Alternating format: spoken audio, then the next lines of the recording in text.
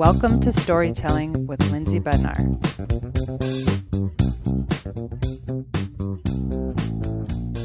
Hi. Can you hear me okay? I can. Can you hear me okay? Yes. Good, good. Are you you're in I'm your in my car? car. Yeah, yeah. Is Uh that okay?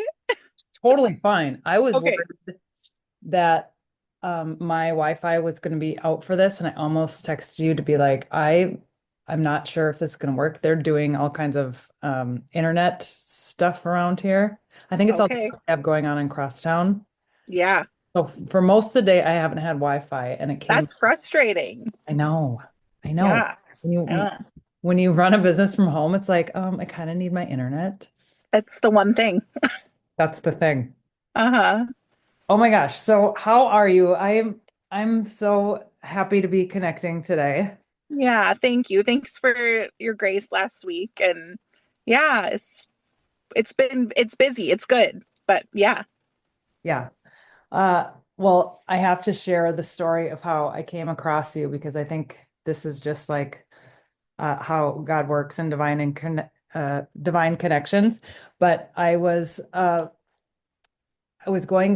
introduced to another woman who I'm going to meet with next week, and she mentioned going to the Storyteller Cafe in Blaine, and I was like, "There's a Storyteller Cafe?"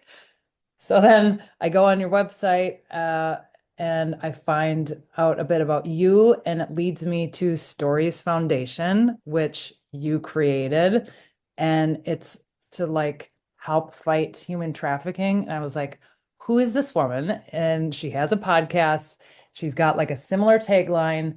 It was one of those things I was like, okay, I have to reach out because we are super aligned and yeah, I want you to like share about all that you're doing, how you got started on this whole journey. Yeah. Um, that's such a big question. I'm so glad you reached out, first of all. So fun. I love it. I think stories are so important. I think they're what hold us together. And so it's beautiful when not everyone thinks like that, right? So when you meet someone that's like-minded and like-hearted, it's such a gift. Um, so back in 2012, I was I have missions in my background. So I'd been off the mission field for a couple of years and was feeling antsy, wondering what was next for me, and had tried some things. I'm entrepreneurial, so I've been trying some things that weren't really working. And I had kind of given God an ultimatum. I was like, you said you were going to provide and show me the way. So, now's the time. And it was just a few days after that that I was then on a road trip with my parents, actually. We were going to the wedding of a family friend, and my dad was driving, and my mom got a free book on her Kindle, and it was all about human trafficking internationally, mostly in the Sudan, where they recruit children to be in the civil wars back when that was happening, and to be child soldiers. And I remember my mom was reading it out loud, and I remember thinking and kind of saying a little prayer, like, this is not okay.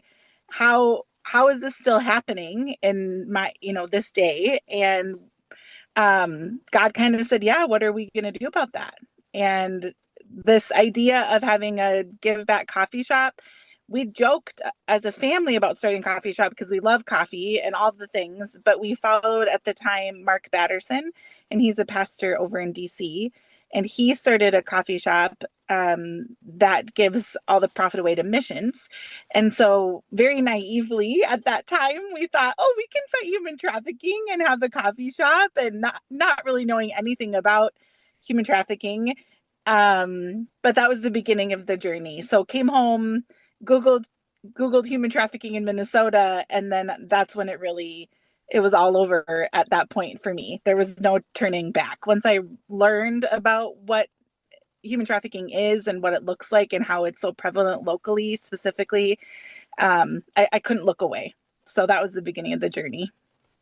Yeah, I would love for you to just speak about the realities of human trafficking because I think it has become one of those things that's unfortunately so politicized and it's become conspiratorial for a lot of people, which is wild to me because it's so real. So when you started looking into what is taking place in Minnesota, what did you find? Yeah, appreciate that you brought that up. I always say that in 2020, human trafficking became political. And prior to that, it was a, an issue that people really came together on, actually, from both sides of the aisle. But whatever you believe politically, the reality is that we have individuals in our culture, that in our society, that look for people who have vulnerabilities, which is anyone. We all have been vulnerable. We all have vulnerabilities. To be vulnerable is to be human. But they look for individuals with vulnerabilities that they think they can meet with needs. And what we're seeing now is we're seeing these more emotional vulnerabilities. So it could be vulnerabilities such as, you know, a need for housing or food or things like that. But what we're seeing more is the need for love, for belonging, for purpose, for connection. And traffickers are trained to see these vulnerabilities, specifically in young people. The average age someone is first trafficked here in the United States is 14 years old. So they're trained to look for these emotional vulnerabilities and then to meet the needs with the sole purpose of exploiting them later on down the road. So I think one of the misconceptions about human trafficking is that it's a white van driving around, you know, going to steal kids from the park or whatever. And not that child abduction doesn't happen, but when we're talking about human trafficking, it's a $150 billion industry. It's the largest criminal industry in the world today. We're talking about a relationship driven crime. So a crime that happens in the context of relationship. And if you think about it that way, all of a sudden, if you think about people around you and the relationships they're in, all of a sudden you'd start to see, oh, actually, people are in a lot of unhealthy, possibly abusive, exploitive relationships. And that actually has become normalized in our culture. And that's why people are more susceptible today to trafficking and exploitation, because we've normalized these unhealthy relationship patterns. So people don't recognize when the abuse gets to that extreme point of then turning and selling somebody to somebody else. Yeah, what types of exploitation are you seeing with human trafficking?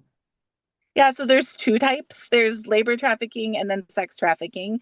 And they can also cross over, because if you have the need for a job, if you are looking for a job and you have that vulnerability and you are being taken advantage of in your labor, in your work, you also, specifically women, are then double vulnerable to be exploited for your body, right? To be exploited for sex. And so labor trafficking here in the United States looks like farming communities, like our agriculture, massage parlors, nail salons, things like that. And then with sex trafficking, we're and the difference between sex trafficking and exploitation is just the number of people involved. So when we talk about exploitation, it's two people. You have the person who is exploiting and the victim.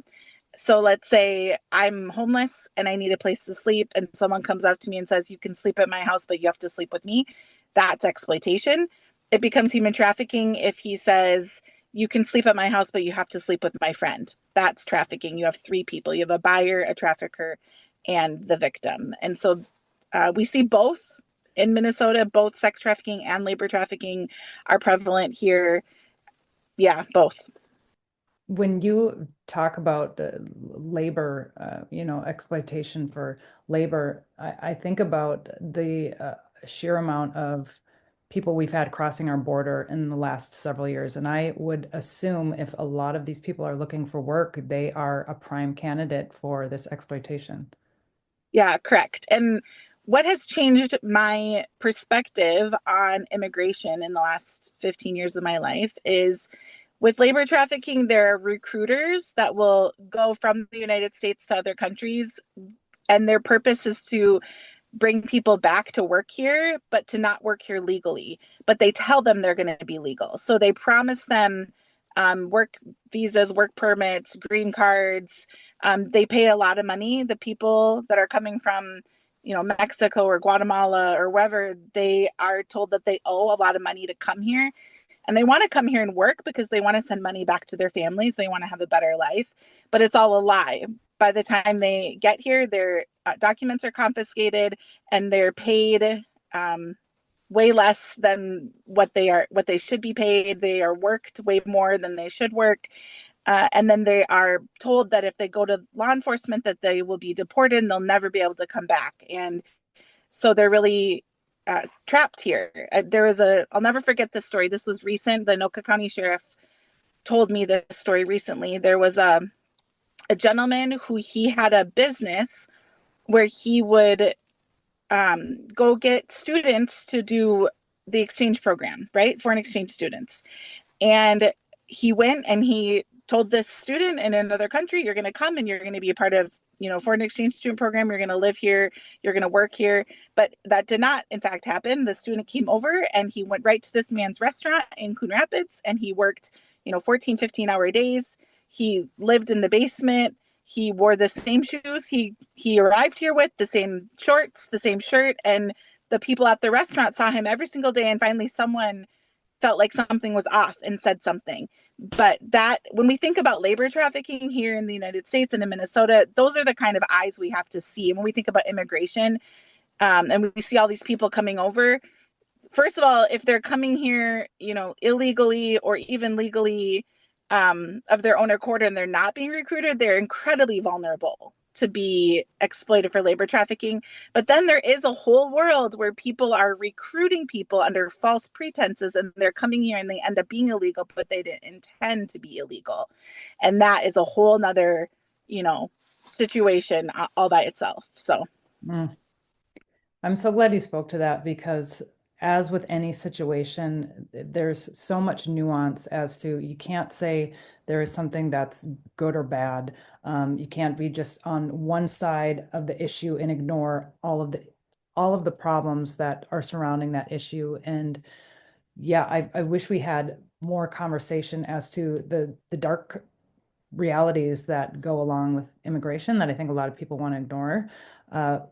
I think most people are on board with having people come in who want to work, who want to make a positive contribution to society, who are escaping just devastating areas. I don't really know anybody who has an issue with that. I mean, if a good soul, a good conscious person is going to get on board with that. But then when you start to dig into what is the reality for these individuals who come here and what are they subjected to and how are we fighting that? It's very scary. yeah, well, and how are we complicit? Because when the other place we're going to see a lot of labor trafficking is the construction world, and you're going to hire illegal workers because you can pay them less and you don't have to have insurance on them. So you're saving yourself as an American business owner a lot of money by exploiting people who are not here legally. So I think it can feel like we talk out of two sides of our mouth if we get upset about immigrants coming here, but then we are benefiting from their labor. And then when they get hurt on the job or something happens, they're really left, where's the humanity in that? So yeah, it's very nuanced. And I don't like politics. I like to think about the individual and the human being. And Yeah, I want to, if we could remember the human element to all of the tension we have in our world, I think we'd be better for it. We would have better conversations if we could remember the human beings at the center of the issues. absolutely. And I think when we can start to have these the open dialogue and conversations and start to peel back all the various layers, that's what allows us to, you know, erase that divisive line in the sand because most people, I believe, are good and they want what's best for mankind. Yeah. Yeah, definitely a complicated issue. You talked about how vulnerable these individuals are, and emotional vulnerability is one of the things they're really keying into now. So, how has that landscape changed with the introduction to social media? Huge. I mean, we've seen that the emotional vulnerabilities in students are on a rise. We have an increase in mental health issues, an increase in suicide, an increase in depression, anxiety. And really a lot of the social interactions, most of the social interaction for this generation coming up right now is happening online. And so, the problem with online friendships is, who are you talking to on the other side of the screen? And um, are they really who they say they are? And with even, our gaming happening on the internet, everything's happening on the internet. And so you can have, there's so many opportunities for people who are out to target and exploit kids and teens, so many opportunities for them to connect with kids and teens. And then our kids and teens, are they prepared to know, oh, I shouldn't talk to that person? Or just the other day, someone, I don't remember who it was, somebody, I was somewhere and they said, oh yeah, my niece um, was just talking on, I think it was Roblox, to somebody, and she was about to give him her address because he said, where do you live? And luckily she said something to an adult close by and they intervened. But kids are trusting, and bless it, we want them to not be scared of the world, right? And we need to be talking about how we don't give our address out to people we've never met in real life online. And but this is something that happens, and kids are targeted online. And so we're only seeing an increase in exploitation, and I think the internet is a huge reason because of that. Yeah. Yeah. Yeah. When I was teaching, I had students who would get DMs across all platforms from Instagram to Snapchat. And it was trying to get them to meet at a particular location. It was saying things like, I'm going to send a limo. They would even Right. prime them by asking if they can send some money to like their Venmo or something, so that they developed this amount of trust and like, oh, this is a beneficial relationship. I mean, they're so sneaky. And I worked with a lot of very vulnerable youth. And so I know when you are lacking affection or you have issues going on at home, um, there is such a drive for that human connection, and they know it and they exploit it. And it's just, yeah, it's maddening.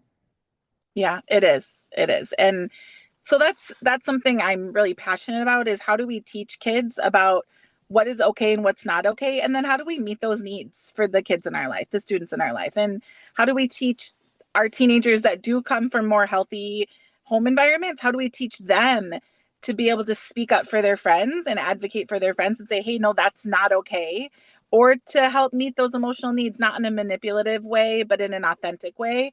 And we've really normalized, I think, in our culture, manipulative behaviors, like you do for me and I'll do for you, or I'm going to be nice to you so I get something in return. And really, that's just on one end of the spectrum, and human trafficking is on the other. It's a very transactional relationship. So when we don't talk about how transactional relationships aren't healthy, it becomes normal, and people easily fall into trusting the wrong people, which is human to trust. That's not, it's inhumane to exploit trust. But if we could notice that this isn't someone I should trust, and then they end up in these relationships where they think somebody loves them and they're exploiting them. Hmm. Yeah, I have had students, multiple students in the past who have been exploited by a family member. And it does start with you're going to do this with this person, sexual act with this person, and then there is finances exchanged, and then this trusted adult starts to abuse that, and they end up getting passed around, and it is far more real than I ever knew growing up in my small community. And you don't have to look far. Like you said, there was this situation in Coon Rapids of the labor exploitation. So it's everywhere. Yep, definitely. And I think once you hear some of those stories and once you understand, I think there's a lot of fear around human trafficking. There's a lot of misconceptions. I think we think it's this, tied up in a basement kind of idea. But once you kind of, separate yourself from that idea and understand what it really is, then your eyes are open to the vulnerabilities all around you and the exploitation all around you and the abuse. And so then, what then can we do to create safe spaces for intervention and for healing? Yeah, which brings me to my next question because you were inspired by this from a, book that you read and were like, I'm so moved by this, I want to do something. And stories like that just get me in the heart because I feel like that is when uh, stories become so important. It's when we hear stories of humanity, we're so moved that we want to take action. And so this really put you on a new trajectory in your life. So you started the Stories Foundation, and what is that mission and purpose? Yeah, so at Stories Foundation, we bring awareness about human trafficking and we do prevention work with kids and teens and families, and then we support survivors, those vulnerable. And the idea is that every single person has a story and every single story matters. And we can tell ourselves that we can't make a difference because our story is too small or what can we do, but when we all come together we can create change together. And then people who have been abused and exploited, they have stories too, and their stories matter, and their stories are going to be much different than most of us think. And so it's important to create space for the individual stories. And so we really do want to try and change the culture and try and encourage people to see the people around them and to engage in healthy ways. And that's really what we believe is going to decrease issues of injustice like human trafficking and exploitation. Yeah. What does your prevention work look like? We go into schools and youth groups and talk to parents, chiropractic offices, anywhere like that, community groups, and we talk about healthy and unhealthy relationships. So we talk about what does manipulative relationships look like, what is an exploitive relationship, what is human trafficking for older kids. We talk specifically about what human trafficking looks like, how it happens. And every time I'm talking to high schoolers, I'll have at least one, two, three people come up to me and say something like, thank you for saying this. This happened to me. Or I'll never forget the teenage boy a few years ago who said, you mean I don't have to sleep with her? So I think that, especially in Minnesota, I'm from Minnesota, so I can speak to Minnesotans. We don't like to talk about these topics, they make us uncomfortable. But because we don't normalize these conversations, kids don't know what is healthy and what's unhealthy. They don't have a voice to know what to say no to, and where to put up a boundary or even how to do that. And so, as adults, I think it's really important for us to have those conversations and create those spaces. And we can do it in a way that's not scary or inappropriate, but giving kids the information they need and then the voice to be able to stand up for themselves is really valuable. That sweet boy, that just breaks my heart. Yep. And I think that that's a even less talked about is how young boys are exploited. We commonly think of it as being girls, but it's both. Yeah. Yeah. Yeah, definitely. I think there's more shame when we talk about boys. So I think that's why we don't hear their stories as much, because it's like double shame. And whenever I hear about boys, it's often within family environments or on a sports team, coaches. So they're but in relationships too, it's happening. And I think because of whatever boys are supposed to be, they don't talk about it because there's that shame. So Yeah. There was a article I came across where a number of boys from across the country, ages like 14 to 17, might even be wider, from all walks of life, were getting messages through Snapchat or various platforms, and it would say, hey, so and so connected me to you. I thought you were cute. They start flirting. The person on the other end sends a nude. They ask for one back. And as soon as that male sends a nude, they demand money. They they flip the switch, start talking to them very negatively. Everybody's going to disown you. You're going to lose all of your future. You're not going to go to college, all these things. And these boys are taking their own life. And it just yes, within like I'll hours. send the picture to all of your friends. I know who your friends are. I'll Yeah. send it to all your friends. I'll send it to your whole school. Yes. Yeah. Mm-hmm. And I mean, for a boy with raging hormones who gets into this chat with who he thinks is a flirty, cute girl, and then to be so excited about that and then to be just flipped into such a shame spiral, it absolutely breaks my heart. And I can Yeah. see it happening to literally any young pubescent boy. Yes. Yes, exactly. And I think that's why stories are so important because they destigmatize, right? Like we have these ideas of who are victims to things like this, and it we all have been vulnerable. We all are susceptible. If someone says, "Hey, I think you're great and cute and I like you," who isn't going to go, "Oh, that's so nice." Like, "Oh, Yeah, let's be friends." I mean, that's normal. That's normal.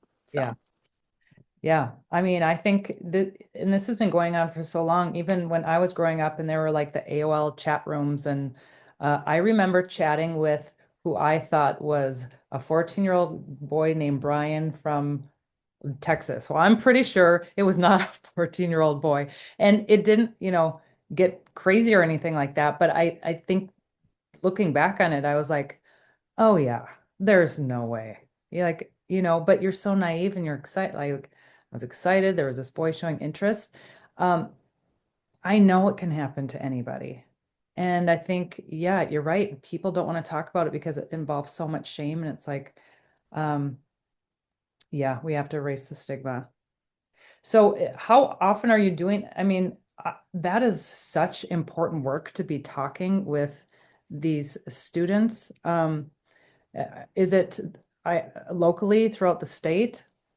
yes. Yep, locally throughout the state, and we'd love to get into more schools, and that has been hard to get into schools. But since we a couple 2 years ago we switched our focus to be on healthy and unhealthy relationships, and that's opened more doors. If I say I want to come talk to students about human trafficking, there's more red flags there for teachers and administration, which is, I understand that, and that's okay.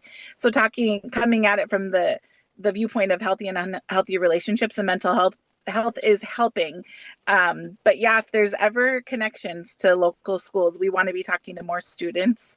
We have we're relaunching a presence online that will be talking about this also. So on Instagram and TikTok, we just want to get in front of more students and be a safe space for them to learn and be able to share what they're experiencing also. So Yeah, awesome. Well, I'm already thinking of places I'd love to connect you with within the area. So super cool. You spoke to how this is a $150 billion industry. So this is larger than the drug cartel, am I correct? yes, yeah. Yeah, in 2020, it surpassed drugs and guns as the largest criminal industry in the world today. Mm-hmm. Okay. Ooh. So the other piece that you do in your foundation is you you allow people to share their stories of trafficking and exploitation, and you have a podcast. Yeah. Yes, So is that predominantly where you are sharing those stories? Or yes. And then also in live events, both. Yeah. okay. Okay. Where do your live events take place? Locally, we have been doing something called Stories and Songs. So we do local artists that do songs throughout the decades, and then we have survivors come and share their stories. In December, we did a survivor story panel. So we had three survivors come and share their stories, and it's so powerful. Um, and I'll bring survivors with me when I go speak. We'll go do events all over the state. But what I've learned is as survivors go through their healing process, they come to a point where they don't want what happened to them, first of all, to happen to anyone else, and then they want it to make a difference, and they really want to share their story so people understand what happened. And it's really powerful to watch. I always say, in the nonprofit world, people want to hear stories. That's what gets them to donate. And I always say a survivor doesn't owe you their story. Like, this is horrible. And you can see that without their story. But when they choose to share their story and it's like they're taking the power back, it's one of the most beautiful things that I've ever witnessed, honestly. Yeah. I've talked to several people who are interested in creating a foundation at some point. And so, can you speak a bit to what is that like having to go from, okay, I have this idea and now I need to figure out how to fund it and start on that path. So if somebody is in those same shoes, what is that first step that you took?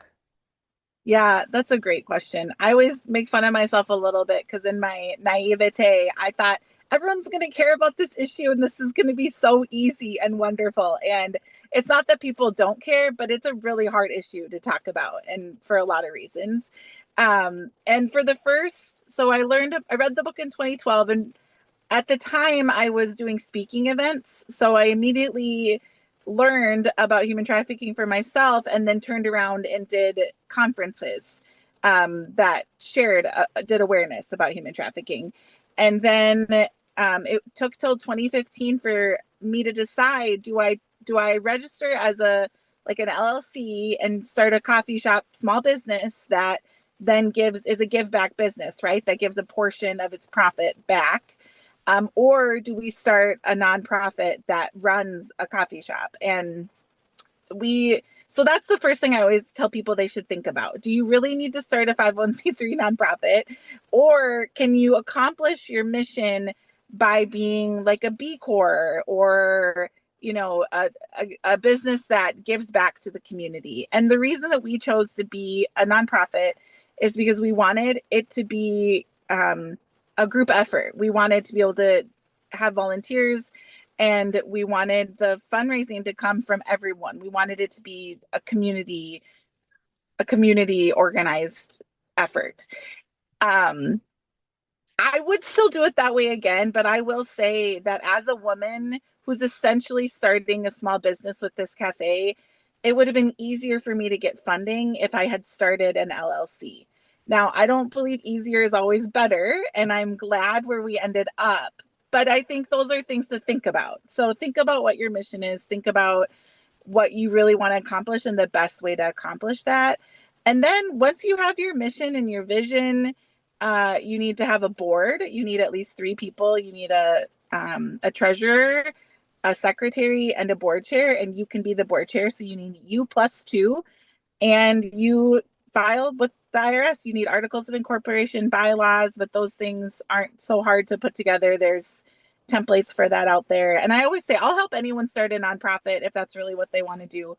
Um, it's it's an adventure for sure. So then you file with IRS, and then you have to start telling people about your mission. And so you have events, and you see who will listen to you, and you see who's like-minded and who you can partner with and who you can come alongside. And there's a lot of ways to do that, but those are the initial first steps in going from idea to reality. Yeah, great advice. And you realize how many different hats you have to wear when you start an organization or a business, because yes, you have this service or this thing you want to offer, but then you have to figure out how to tell people about it and dip your toes into marketing. And I share that with my authors a lot too. Like, okay, you finish the book. That is about 30% of your journey as an author. And now you need to let it grow legs. And now you need to circulate it. And yeah, it is. I think it's one of those things that you don't really understand until you get into it. And that part of it isn't my favorite, like the marketing piece or the having to sell whatever it is you're doing. I just want to, be able to talk to people and talk about cool stuff. But Yeah. it's a necessary part of it, because if you're not talking about it, people aren't going to be aware. Yeah, I always say, that movie, if you build it, they will come. And I always say, if you build it and market the crap out of it, they might come. They might. I So, like that better. yeah, it's more reality, I think. Yeah. Yeah. And you're doing all this with three girls, three daughters? Four girls, four Four. girls. Yeah, yeah, That's yeah. amazing. Thank What you. are their ages? My oldest is 18. She's graduating. And then Olivia's 15. Eden is 12. And Ella will be 9 in a couple weeks. So, So cool. yeah. I just spoke with somebody this past week, and we were talking about being an entrepreneur while mommying, and how it's so cool to show your kids that if you are passionate about something and you go after it, what's possible. And yeah, I just love when women can show other women that it's possible to be both. And you Yeah. don't have to give up on everything to be an awesome mom.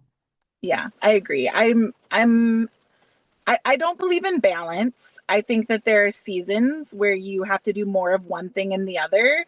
But I do believe that we are supposed to be our full selves in our life. And my kids have gotten to watch this journey, and it has been a journey. And so to see them now, we just opened this Give Back Cafe, to see them see this thing we've been talking about for over 13 years come to fruition.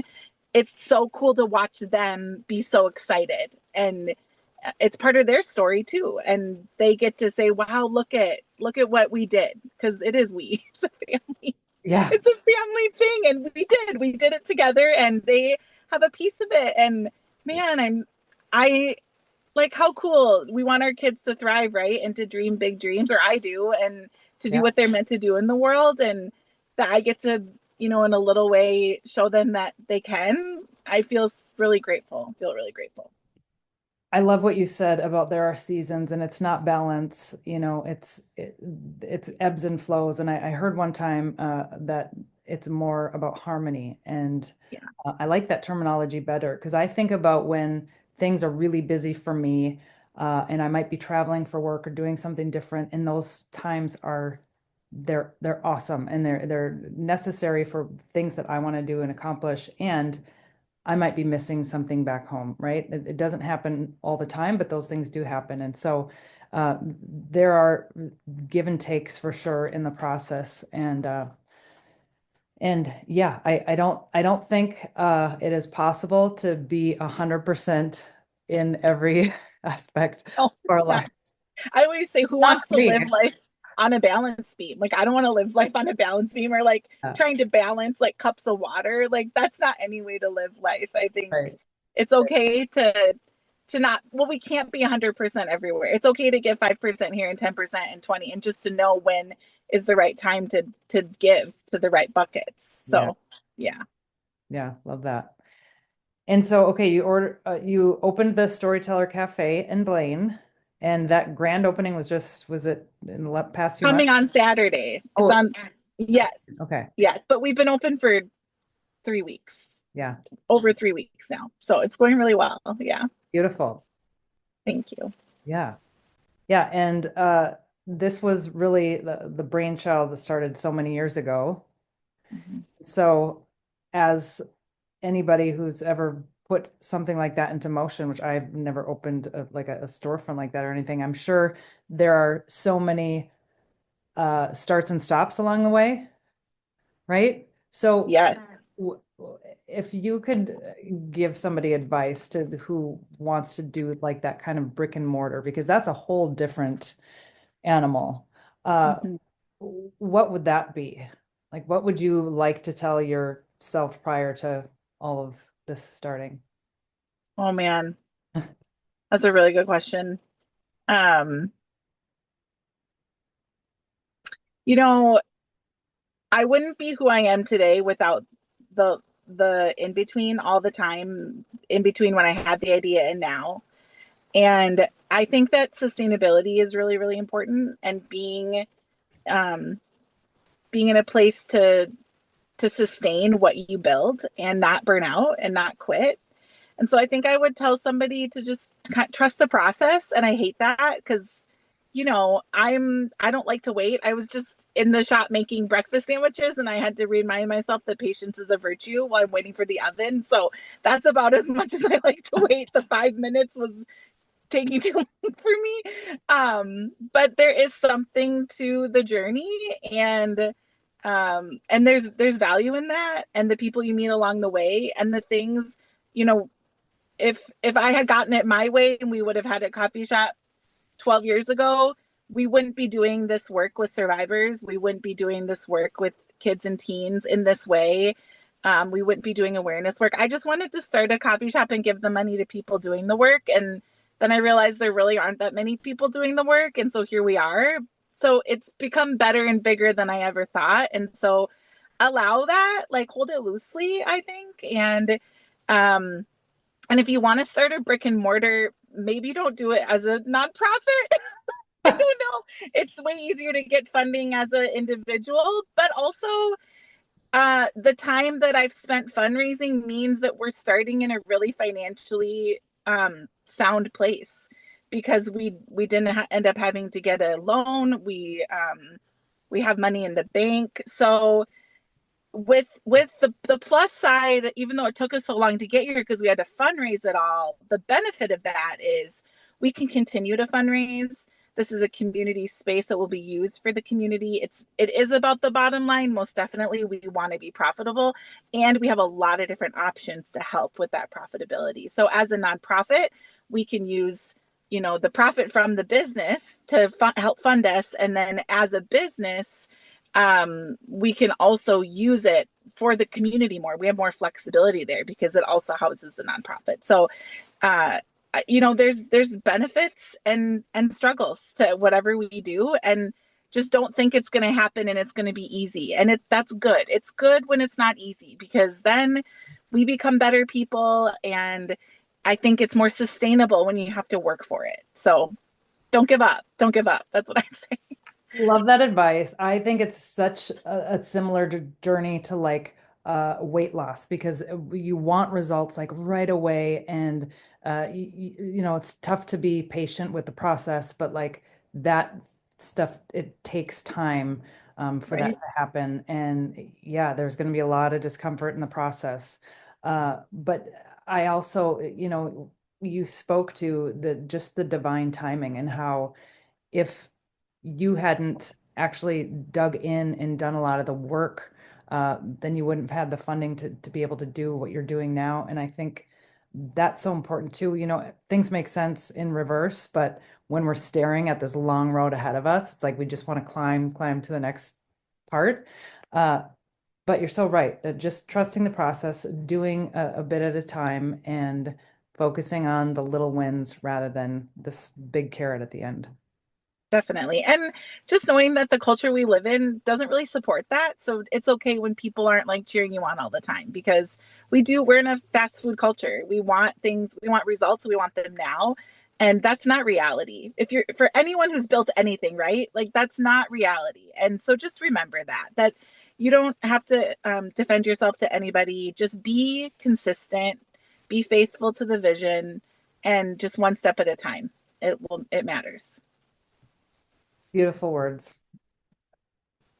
I know there are going to be people who want to connect with you, check out your coffee shop. So let's start with where's Storyteller About Cafe, and then where can people find you online? Yeah, Storyteller Cafe is in Blaine, Main Street and 65. There's a frontage road, but you can Google us and we're on Apple Maps. So just put us in and you'll find us. And then we are on all the socials. So Stories Foundation on Instagram, Facebook, Storyteller Cafe MN, Instagram, Facebook. And I'm on all the socials too. So we're all there. And then your podcasts on all the major Yes, all the places where there are podcasts, you'll find us. Awesome. Oh, well, I thank you so much. This was so fun. I am so excited to just be in your sphere because you are just such a wonderful, like bright spirit. From when we met at the cafe, I was telling my husband about it. I was like, I was sitting across from Steph, and there was just this moment where I was just like staring at her, like with no words. Because I was like, I feel like very aligned with this human. So it was cool. I love it. Thank you. Thank you for this opportunity. And I'm excited to be connected. Like I said, like minded people, they are precious. So, yeah, it's good. Grateful. Mm-hmm. Grateful for you, hun. And yeah, I can't wait for people to tune in. Thank you. Thanks, Lindsay. You bet.